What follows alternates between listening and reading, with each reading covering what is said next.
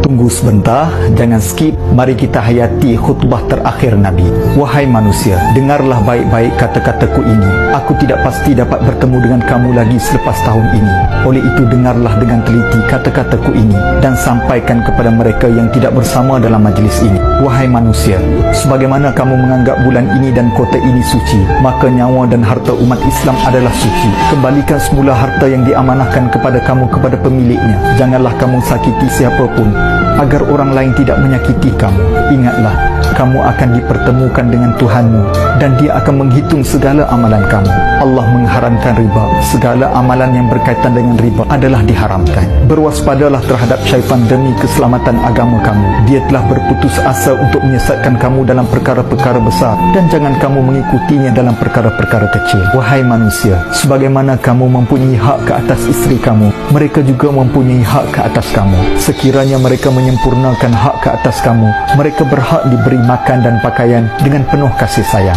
Layanilah wanita kamu dengan baik-baik. Berlemah lembutlah terhadap mereka. Mereka adalah pembantu dan teman yang setia. Dan hak kamu ke atas mereka, mereka tidak boleh membawa orang yang kamu tidak suka ke dalam rumah dan dilarang berzina.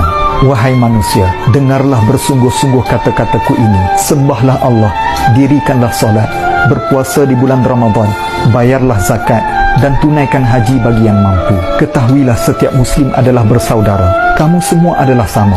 Tidak ada orang yang lebih mulia melainkan takwa dan amal soleh. Ingatlah bahawa kamu akan menghadap Tuhanmu dan kamu akan dipertanggungjawabkan segala apa yang kamu kerjakan.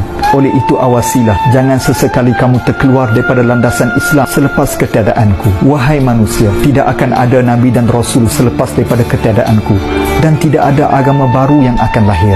Oleh itu nilailah dan fahamilah kata-kataku ini. Sesungguhnya aku tinggalkan kepada kamu dua perkara. Sekiranya kamu berpegang teguh kepada kedua-duanya, kamu tidak akan sesat selama-lamanya. Itulah Al-Quran dan sunnahku. Hendaklah orang yang mendengar ucapanku ini menyampaikan kepada orang lain. Semoga yang terakhir lebih memahami ucapanku ini. Ya Allah, saksikanlah ya Allah, aku telah sampaikan risalahmu kepada hamba-hambamu.